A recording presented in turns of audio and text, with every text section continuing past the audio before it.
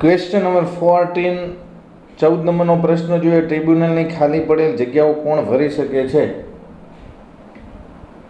તો રાજ્ય સરકાર. જવાબ આવશે કે ટ્રિબ્યુનલની કોઈ પણ કારણસર સભ્યની જગ્યા ખાલી થાય છે ત્યારે રાજ્ય સરકાર એમાં નિમણૂક કરીને એ ખાલી જગ્યા ભરી શકે છે. ક્વેશ્ચન નંબર 15, પ્રશ્ન નંબર 15, જો કોઈ સભ્ય માંદગી અથવા અન્ય કોઈ નબળાઈને કારણે તેના કાર્યાલયમાં ફરજ નિભાવવા માટે અસ્થાયી રૂપે અસમર્થ બને તો કેટલા સમય માટે રાજ્ય સરકાર ભવિષ્યની નિમણૂક કરી શકે છે? સભ્યની નિમણૂક કરી શકે છે. તો જવાબ થશે 6 મહિનાથી વધુ ન હોય તેવા કોઈ પણ સમયગાળા માટે તેની ફરજો નિભાવવા માટે લાયક હોય તેવી અન્ય કોઈ વ્યક્તિને રાજ્ય સરકાર નિમણૂક આપી શકે છે, સભ્ય તરીકે નિમણૂક કરી શકે છે. પ્રશ્ન નંબર 16, ક્વેશ્ચન 16, રાજ્ય સરકાર ટ્રિબ્યુનલના કોઈ પણ સભ્યની નિમણૂક ક્યારે સમાપ્ત કરી શકે છે? ટ્રિબ્યુનલનો કોઈ પણ સભ્ય એવું શું કરે તો એની નિમણૂક સમાપ્ત કરવામાં આવે છે? જવાબ એમાં લગભગ 4 કારણ છે અથવા 5 કારણ છે. આપણે જોઈ લઈએ. પહેલું તો કે નાદારી વ્યક્ત કરે. નંબર 2, અન્ય કોઈ પગારવાળી નોકરીમાં જોડાઈ જાય. નંબર 3, નૈતિક ક્ષતિના ગુનામાં સંડોવણી હોય અને દોષિત થયો હોય. નંબર 4, શારીરિક અને માનસિક રીતે બીમાર હોય. અને નંબર 5, ગેરવર્તણૂક માટે દોષિત સાબિત થયા હોય. આ બધા કારણો હોય તો રાજ્ય સરકાર ટ્રિબ્યુનલના કોઈ પણ સભ્યની નિમણૂક સમાપ્ત કરી શકે છે. ક્વેશ્ચન નંબર 17, 17 નંબર, કલમ 7 મુજબ રાજ્ય સરકારની કઈ સત્તા છે? રાજ્ય સરકાર પાસે શું સત્તા છે? કલમ 7 શું સૂચવે છે? જવાબ, ટ્રિબ્યુનલના સભ્યોની નિમણૂક સમાપ્ત કરવાની સત્તા કલમ નંબર 7માં છે. ક્વેશ્ચન નંબર 18, ટ્રિબ્યુનલની કલમ 8 મુજબ ટ્રિબ્યુનલનું મુખ્ય મથક કોના આદેશ દ્વારા નિર્ધારિત કરી શકાય અને નિર્ધારિત થાય એ જગ્યાએ હશે? ક્વેશ્ચન નંબર 18 એમ કહે છે કે કલમ 8 અંતર્ગત ટ્રિબ્યુનલનું મુખ્ય મથક નક્કી કરવામાં આવે છે. તો આ મુખ્ય મથક કઈ જગ્યાએ રાખવું તેનો નિર્ણય કોણ કરી શકશે? કોણ આદેશ આપી શકશે? જવાબ, ગુજરાત રાજ્ય અને અધિકૃત ગેજેટમાં પ્રસિદ્ધ કરાયેલ આદેશ દ્વારા. એટલે કે ગુજરાત રાજ્ય સરકાર ગેજેટમાં પોતાનો આ જે આદેશ છે એ પ્રસિદ્ધ કરશે અને પછી જ એ ટ્રિબ્યુનલનું સ્થળ જે તે જગ્યાએ નિશ્ચિત થશે. ક્વેશ્ચન નંબર 19, ટ્રિબ્યુનલનું અધિકાર ક્ષેત્ર કઈ કલમ સૂચવે છે? કઈ કલમ ટ્રિબ્યુનલનું અધિકાર ક્ષેત્ર બતાવે છે? કલમ 9 એ ટ્રિબ્યુનલનું અધિકાર ક્ષેત્ર છે. ક્વેશ્ચન નંબર 20, ટ્રિબ્યુનલની કલમ 9 મુજબ ટ્રિબ્યુનલનું અધિકાર ક્ષેત્ર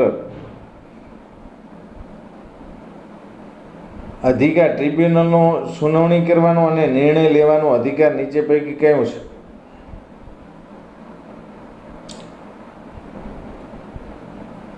કલમ 9 અંતર્ગત એવી વાત કરવામાં આવે છે કે ટ્રિબ્યુનલનું જે અધિકાર ક્ષેત્ર છે એને નિર્ણય લેવાની શક્તિ છે, એને સુનાવણી કરવાનો અધિકાર છે. તો એ કઈ કઈ કલમ અંતર્ગત એની વાત કરવામાં આવે છે? તો કલમ નંબર 11, અપીલ કરી શકવાની અપીલની વાત કરી છે.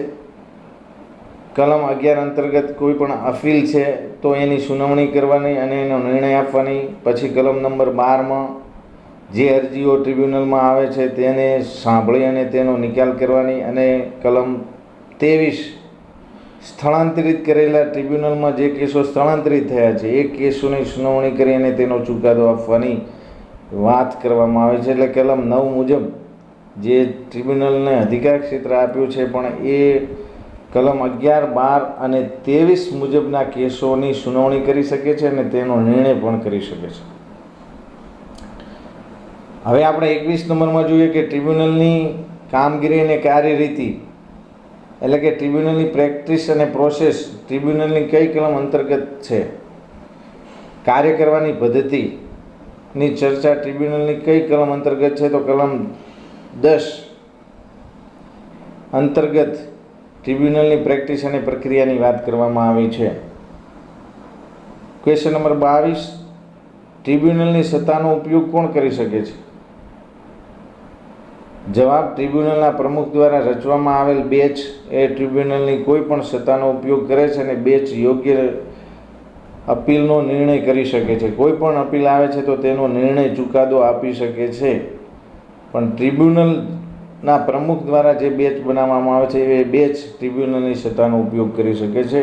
Question number 23. 23 નંબરનો પ્રશ્ન કે નારાજ કર્મચારી ટ્રિબ્યુનલને કેટલા સમયમાં અપીલ કરી શકે છે? કોઈ પણ કર્મચારી શૈક્ષણિક સંસ્થાના હુકમથી નારાજ છે તો ટ્રિબ્યુનલને અપીલ કરશે તો કેટલા સમયની અંદર? જવાબ, 60 દિવસની અંદર અને વધુમાં વધુ 90 દિવસની અંદર અપીલ કરી શકશે. કોઈ કારણ હોય તો 90 દિવસ. એના પછી કોઈ પણ શૈક્ષણિક ક્વેશ્ચન નંબર 23. 23 નંબરનો પ્રશ્ન, કોઈ પણ શૈક્ષણિક સંસ્થાના હુકમથી નારાજ કર્મચારીને કઈ કલમ અંતર્ગત અપીલ કરવાની સત્તા છે? તો આપણે જોયું કે નારાજ કર્મચારી છે તો એ કલમ અંતર્ગત કલમ નંબર જવાબ થશે ટ્રિબ્યુનલની કલમ 11 અંતર્ગત અપીલ કરવાની સત્તા છે. કોઈ પણ કર્મચારી નારાજ છે શૈક્ષણિક સંસ્થાના હુકમથી તો એ કલમ નંબર 11 અંતર્ગત ટ્રિબ્યુનલને અપીલ કરી શકે છે. Question number 24. 24મો પ્રશ્ન, જો ટ્રિબ્યુનલ ઈચ્છે તો 90 દિવસની મુદત સુધી પણ આપેલ અપીલને સ્વીકાર કરી શકે છે. કયા સંજોગોમાં? જો ટ્રિબ્યુનલ જવાબ થશે જો ટ્રિબ્યુનલ સંતુષ્ટ હોય કે અપીલ કરનાર પાસે અપીલને પ્રાધાન્ય ન આપવા માટે પૂરતું કારણ છે, અથવા તો ટ્રિબ્યુનલમાં 60 દિવસમાં અપીલ નથી થઈ શકી તો એના માટે યોગ્ય રિઝનેબલ કારણ છે, ત્યારે 90 દિવસની અંદર પણ ટ્રિબ્યુનલમાં અપીલ થઈ શકશે ને ટ્રિબ્યુનલ એનો યોગ્ય ચુકાદો પણ આપી શકશે. 25 પ્રશ્ન નંબર 25. કઈ કલમ અંતર્ગત ચોક્કસ કેસોમાં રાજ્ય સરકારની સુનાવણી કરવામાં આવશે, એટલે કે રાજ્ય સરકારને પણ સાંભળવામાં આવશે? તો એ વાત ટ્રિબ્યુનલની કલમ 12માં કરવામાં આવી છે કે અમુક એવા ચોક્કસ કેસ હોય છે કે કાયદાનું અર્થઘટન થઈ શકતું નથી અને એ મહત્ત્વના હોય છે કેસ, ત્યારે આપણે ટ્રિબ્યુનલ એ રાજ્ય સરકારને નોટિસ આપી સમન્સ આપશે ને રાજ્ય સરકાર પોતે હાજર રહેશે અને એની સુનાવણી રાજ્ય સરકારની હાજરીમાં એવા કેસોની નિર્ણય કરવામાં આવે છે, સુનાવણી કરવામાં આવે છે. એના પછી ક્વેશ્ચન નંબર 26. ટ્રિબ્યુનલ અમુક સંજોગોમાં રાજ્ય સરકારની પણ સુનાવણી કરી શકે છે. તેની જોગવાઈ કઈ કલમમાં છે? તો હમણાં જ આપણે જોયું કે કલમ 12 અંતર્ગત ગુજરાત શૈક્ષણિક સંસ્થા સેવા ટ્રિબ્યુનલ વિધેયક 2006ની કલમ 12 અંતર્ગત અમુક સંજોગોમાં રાજ્ય સરકારની પણ સુનાવણી કરી શકે છે એવી વાત છે. Question number 27. ટ્રિબ્યુનલ રાજ્ય સરકારને ક્યારે નોટિસ આપે છે? જવાબ, ટ્રિબ્યુનલને એવું લાગે કે પોતાની કાર્યવાહી કાયદાના અર્થઘટન માટે પ્રશ્ન ઊભો કરે છે ત્યારે રાજ્ય સરકારનો સહયોગ લઈને સુનાવણી કરવામાં આવે છે. Question number 28. કયા સંજોગોમાં રાજ્ય સરકાર ટ્રિબ્યુનલને સાંભળ્યા વિના પ્રશ્નનો નિર્ણય કરી શકે નહીં? જવાબ, જો રાજ્ય સરકારને એવું જણાય કે તેના માટે ટ્રિબ્યુનલ સમક્ષની કોઈ પણ કાર્યવાહીમાં કાયદાની જોગવાઈનું અર્થઘટન એવી પ્રક્રિયાનું અને જાહેર મહત્ત્વનું છે ત્યારે, એટલે કે કોઈ પણ એવી કાર્યવાહી છે, કોઈ પણ એવી સુનાવણી છે, ચુકાદો આપવાનો છે કે જેનું અર્થઘટન ખૂબ જ મહત્ત્વનું છે અને એનો અર્થઘટનમાં ટ્રિબ્યુનલને મુશ્કેલી ઊભી થાય છે, ત્યારે રાજ્ય સરકારને સાંભળવામાં આવે છે અને સાંભળ્યા સિવાય એવા નિર્ણય લેવામાં આવતા નથી. Question number 29. ટ્રિબ્યુનલના કોઈપણ નિર્ણય અથવા આદેશથી નારાજ કર્મચારી અથવા શૈક્ષણિક સંસ્થા દ્વારા કરવામાં આવેલ અરજી પર વિચારણા કરવા માટે ટ્રિબ્યુનલ કેટલા દિવસ સુધી પુનઃ સમીક્ષા કરી શકશે?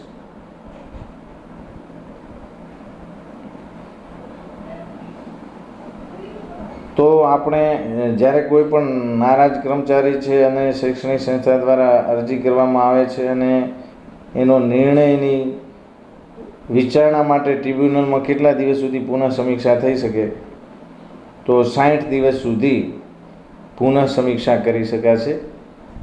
ક્વેશ્ચન નંબર 30, ટ્રિબ્યુનલ કયા આધાર પુરાવાના આધારે પુનઃ સમીક્ષા કરે છે?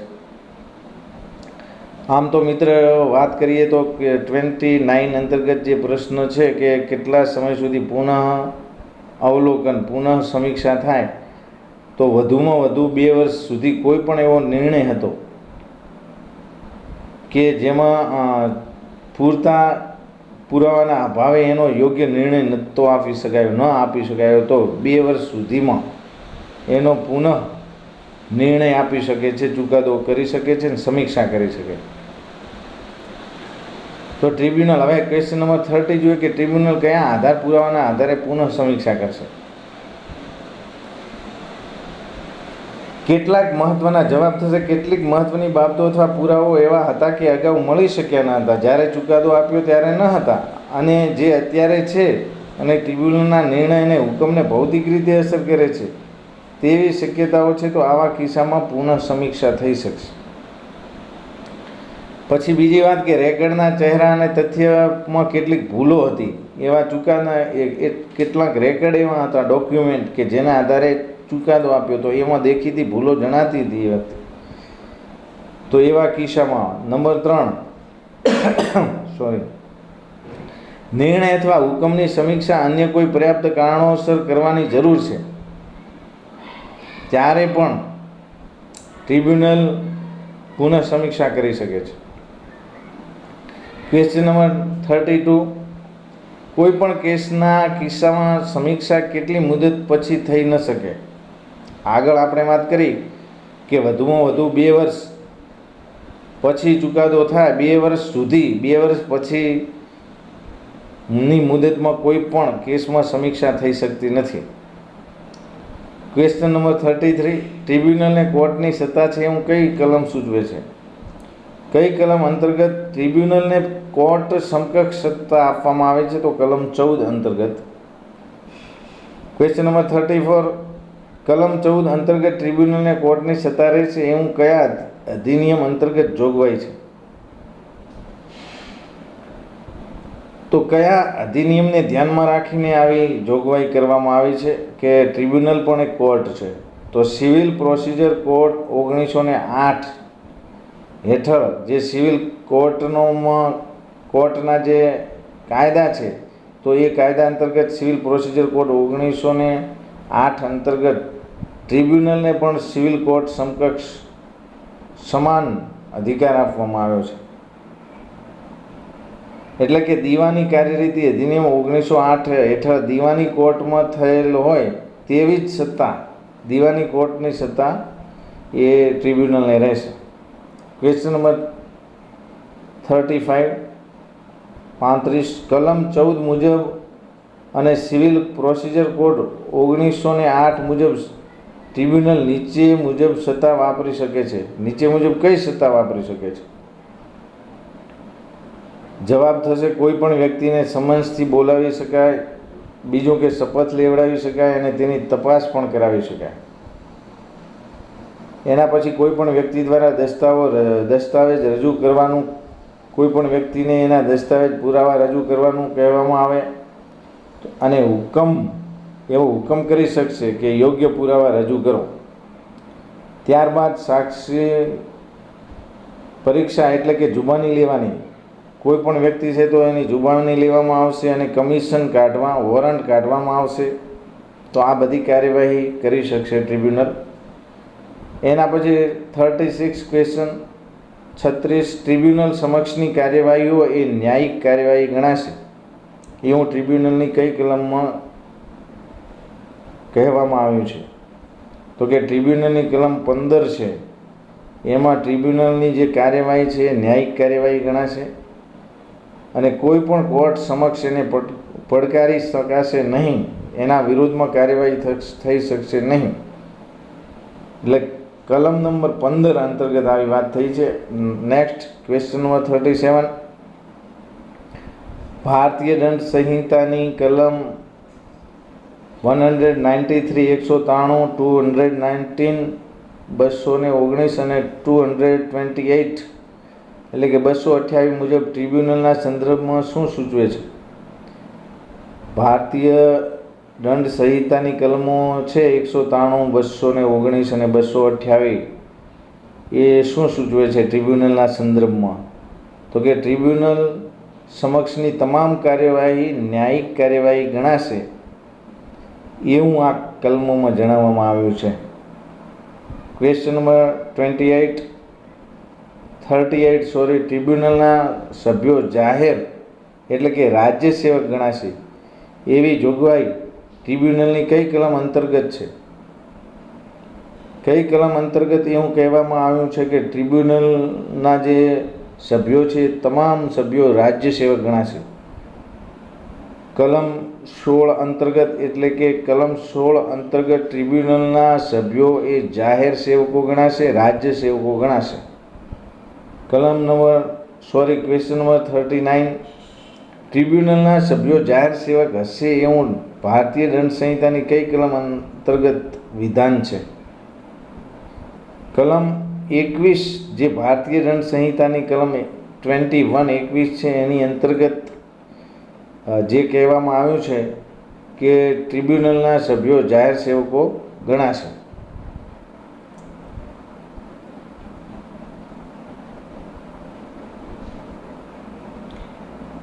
એના પછી આગળ આપણે ચર્ચા કરીએ તો ક્વેશ્ચન નંબર 40.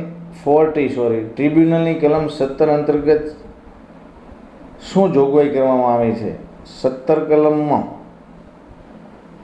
એવું કહેવામાં આવ્યું છે કે ટ્રિબ્યુનલ દ્વારા જે કોઈ પણ નિર્ણય આપવામાં આવે એ નિર્ણય આખરી રહેશે અને નિર્ણાયક રહેશે અને કોઈ પણ સિવિલ કોર્ટ સમક્ષ એને પડકારી શકાશે નહીં.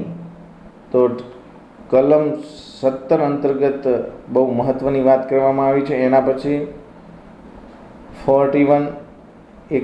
પ્રશ્ન નંબર કઈ કલમ અંતર્ગત ટ્રિબ્યુનલના નિર્ણયને કોઈ પણ સિવિલ કોર્ટ સમક્ષ વાંધો ઉઠાવી શકાશે નહીં કે પૂછવામાં આવશે નહીં? કલમ 17 ઉપર ચર્ચા થઈ ગઈ. એના પછી ક્વેશ્ચન નંબર 42.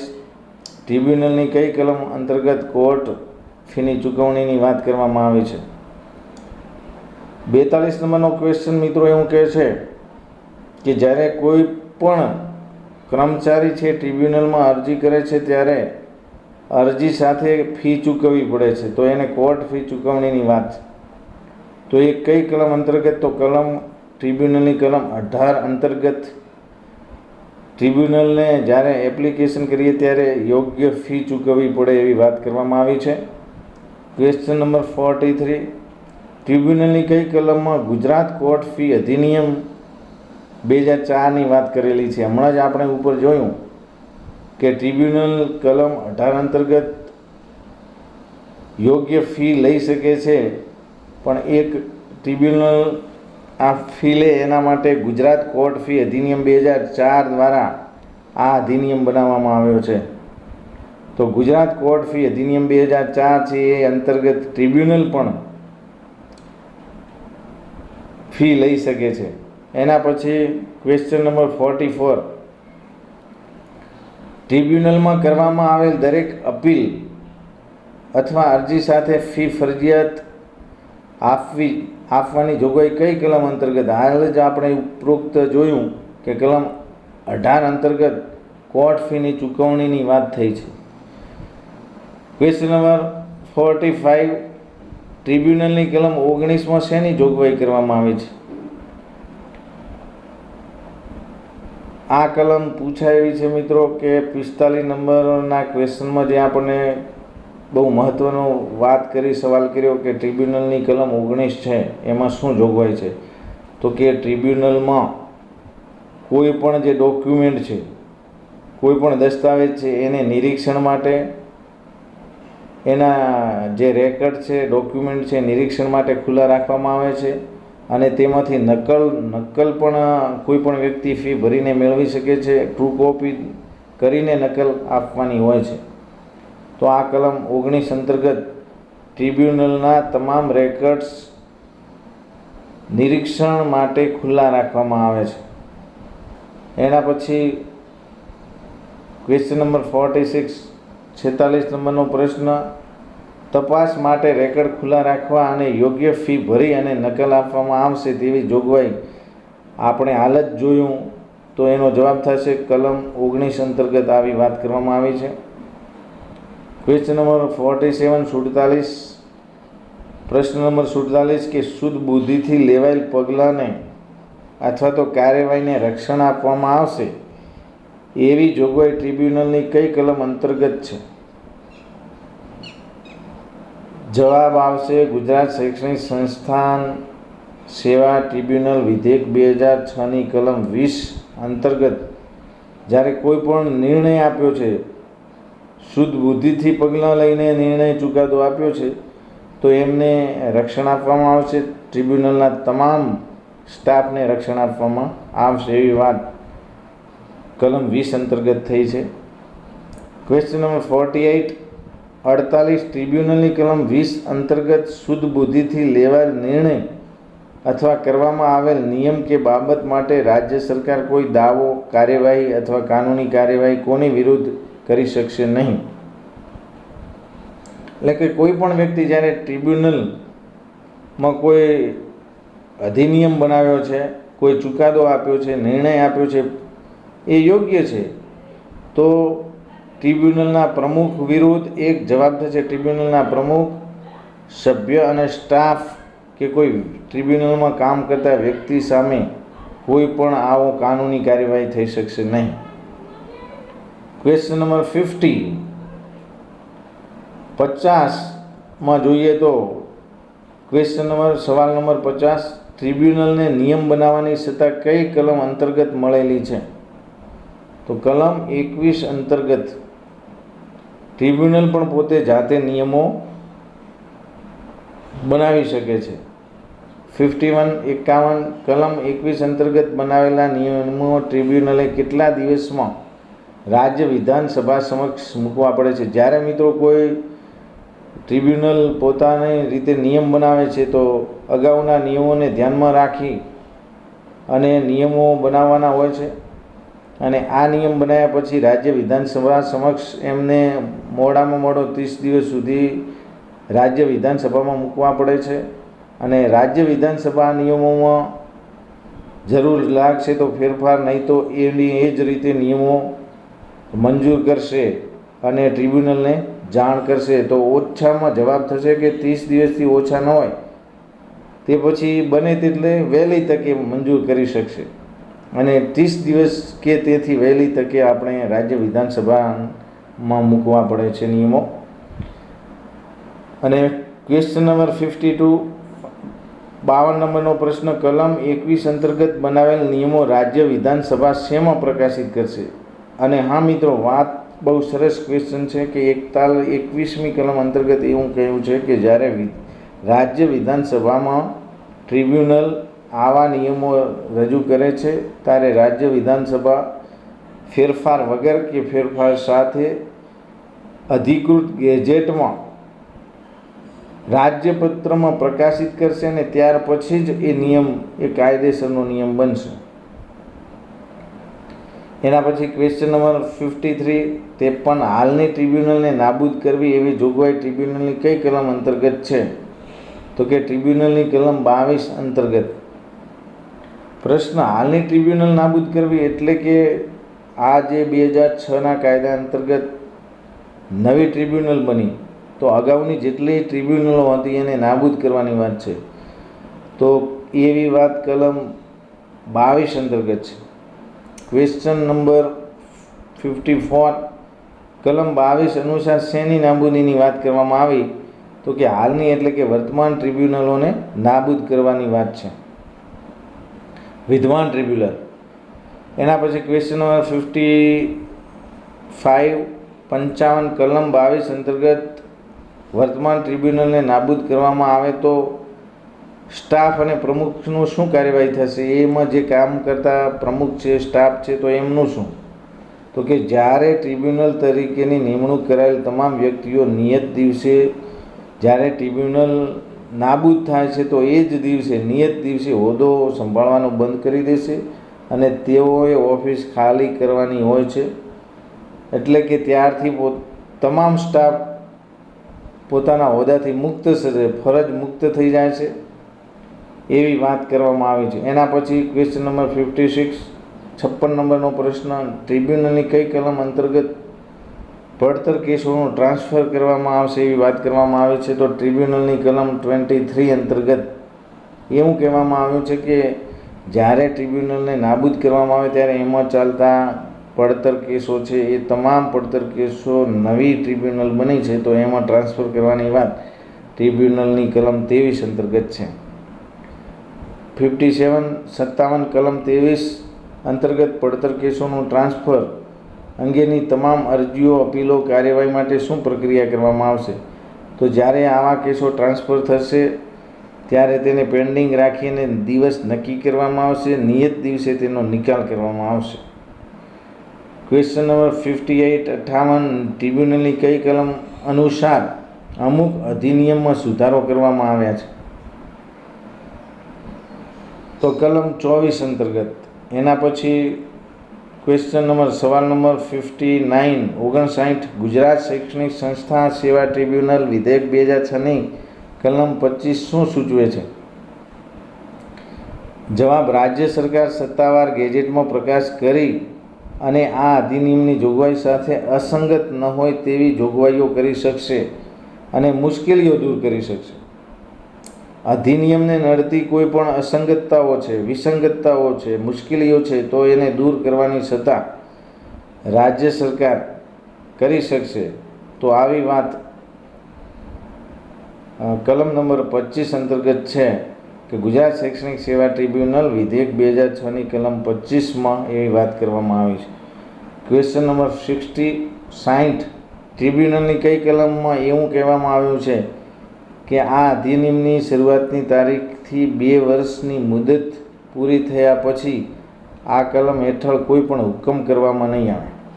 તો ટ્રિબ્યુનલની કલમ 25માં એવી વાત કરી છે કે અધિનિયમમાં સુધારો કરવો હોય તો વધુમાં વધુ મુદત 2 વર્ષની હોય છે.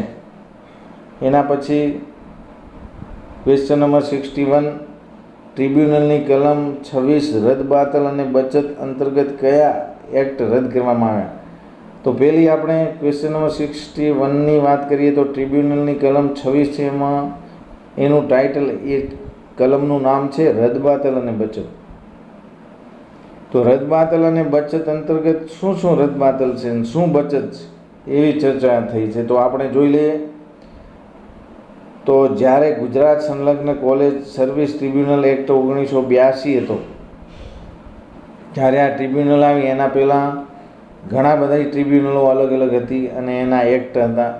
તો આવા કયા કયા એક્ટ નાબૂદ થયા? તો નંબર 1, ગુજરાત સંલગ્ન college service tribunal act 1982, Gujarat higher secondary school service tribunal act 1983, Gujarat university services act 1983. આ બધા જે એક્ટ છે એ નાબૂદ કરવામાં આવ્યા છે, અધિનિયમ બધા નાબૂદ થયા છે. 62 નંબરનો ક્વેશ્ચન, ટ્રિબ્યુનલની કલમ 26 અંતર્ગત રદ કરેલ અધિનિયમને કઈ કલમ લાગુ પડશે? તો જ્યારે કઈ કલમ અંતર્ગત આ બધા અધિનિયમો બંધ કરવામાં આવ્યા? તો બોમ્બે જનરલ ક્લોઝ અધિનિયમ 1904ની કલમ 7 અંતર્ગત. એના પછી 63 નંબરનો ક્વેશ્ચન, ટ્રિબ્યુનલ 2006ની અનુસૂચિમાં બોમ્બે એજ્યુકેશન એક્ટ 1947ની કઈ કલમોમાં સુધારો અથવા તો નાબૂદ કરવામાં આવ્યા છે? ક્વેશ્ચન 63 ફરી સમજીએ. 63 નંબરનો પ્રશ્ન કે ટ્રિબ્યુનલ 2006 બની એની અનુસૂચિમાં બોમ્બે એજ્યુકેશન એક્ટ 1947ની કઈ કલમમાં સુધારો અથવા નાબૂદી કરવામાં આવી? તો એની જવાબ, બોમ્બે એજ્યુકેશન એક્ટ 1947ની કલમ 40 B એટલે કે 40B એ 40B અંતર્ગત 40Bની પેટા કલમ 5 નાબૂદ થઈ. એના પછી કલમ 40F, ત્યારબાદ કલમ 40G કાઢી નાખવામાં આવી. આ રીતે એના પછી ક્વેશ્ચન 64, 64 નંબરનો પ્રશ્ન. કલમ 2માં પેટા કલમ વાય કાઢી નાખવામાં આવશે. કલમ 36 ખાનગી માધ્યમિક શાળા શબ્દ હોય ત્યાં ખાનગી ઉચ્ચતર માધ્યમિક શાળા શબ્દ દાખલ કરવામાં આવશે. હજી આપણે આનો જવાબ આગળ વધી રહ્યા છીએ કે શું રદબાતલ થયું અને શું ફેરફાર થયું, શું બચાયું. તો કલમ 2માં પેટા કલમ વાય કાઢી નાખવામાં આવી. કલમ 36 ખાનગી માધ્યમિક શાળા શબ્દ હોય ત્યાં ખાનગી ઉચ્ચતર માધ્યમિક શાળા શબ્દ દાખલ કરવામાં આવ્યો. કલમ 38, 39, 40 કાઢી નાખવામાં આવશે. આ સુધારો કયા અધિનિયમ અંતર્ગત છે? તો ગુજરાત માધ્યમિક અને ઉચ્ચતર માધ્યમિક શિક્ષણ અધિનિયમ 1973. મિત્રો, હવે 64 નંબરનો પ્રશ્ન એમ છે કે કલમ 2માં પેટા કલમ વાય કાઢી નાખવામાં આવશે. કલમ 36માં ખાનગી માધ્યમિક શાળા શબ્દ હોય ત્યાં ખાનગી ઉચ્ચતર માધ્યમિક શાળા શબ્દ દાખલ કરવામાં આવશે અને કલમ 38, 39, 40 કાઢી નાખવામાં આવશે. આ તમામ સુધારા કયા શિક્ષણના અધિનિયમોનો છે? કયા શિક્ષણ અધિનિયમમાં આ સુધારો થયો? તો અગાઉ કયો એવો અધિનિયમ હતો? તો કે ગુજરાત માધ્યમિક અને ઉચ્ચતર માધ્યમિક અધિનિયમ 1973નો આમાં આ સુધારો કરવામાં આવ્યો.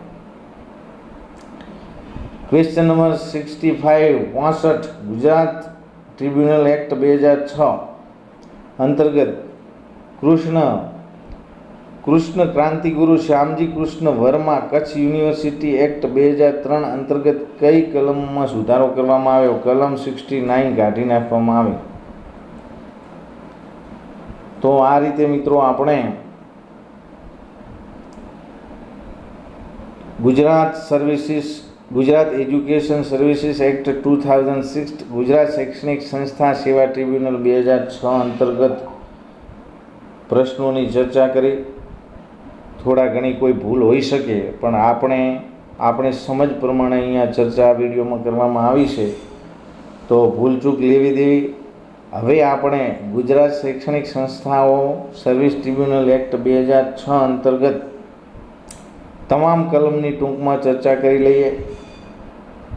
કેન્દ્રીય અધિનિયમો અને નિયમોમાં સુધારો અને અપડેશન મુજબ આપણે જોઈએ તો ગુજરાત શૈક્ષણિક સંસ્થાઓ સર્વિસ ટ્રિબ્યુનલ એક્ટ 2006માં કુલ 26 કલમ છે અને દરેકનું આપણે અધ્યયન કરી જોઈએ અને કલમને યાદ રાખીએ. કલમ 1 ટૂંકું શીર્ષક હદ અને પ્રારંભ, વ્યાપ્તિ અને પ્રારંભ. ટૂંકું શીર્ષક વ્યાપ્તિ પણ કહી શકો, હદ પણ કહી શકો અને પ્રારંભ. કલમ 1 દરેક કોઈ પણ અધિનિયમ હોય તેમાં પહેલો કલમ આ જ હોય છે, બીજી વ્યાખ્યા જ હોય છે, તો બીજી કલમ વ્યાખ્યાઓ. ત્રીજી કલમ ગુજરાત શૈક્ષણિક સંસ્થાઓ સર્વિસ ટ્રિબ્યુનલનું બંધારણ, એની રચનાની વાત છે. ચોથી કલમ સભ્યોની નિમણૂક અને લાયકાતની વાત છે. પાંચમી કલમ ટ્રિબ્યુનલના સભ્યોની ઓફિસની મુદત અને સેવાની શરતોની વાત છે. છઠ્ઠી કલમ ખાલી જગ્યાઓ પર દંડ ભરવો, એટલે કે ખાલી જગ્યાઓ તાત્કાલિક ભરવાની વાત છે. 7 નંબરની કલમ સભ્યની નિમણૂક સમાપ્ત કરવાની રાજ્ય સરકારની સત્તાની વાત છે. 8 કલમ ટ્રિબ્યુનલનું મુખ્ય મથકની વાત છે. 9 કલમ ટ્રિબ્યુનલનું અધિકાર ક્ષેત્ર છે. 10 કલમ ટ્રિબ્યુનલની પ્રેક્ટિસ અને પ્રક્રિયા છે. 11 નંબરની કલમ અપીલ કરવાની વાત છે. 12 નંબરની કલમ ચોક્કસ કેસોમાં રાજ્ય સરકારની સુનાવણી કરવામાં આવશે. 13 નંબરની કલમ સમીક્ષાની વાત કરે છે, એટલે કે પુનઃ અવલોકનની વાત છે. 14 નંબરની કલમ ટ્રિબ્યુનલને કોર્ટની સત્તાની વાત છે. 15 નંબરની કલમ ન્યાયિક કાર્યવાહી તરીકે ટ્રિબ્યુનલ સમક્ષની કાર્યવાહી, એટલે કે ટ્રિબ્યુનલની તમામ કાર્યવાહી ન્યાયિક કાર્યવાહીઓ ગણાશે, ન્યાયિક છે, જ્યુડિશિયલ છે એવી વાત 15 નંબરમાં છે.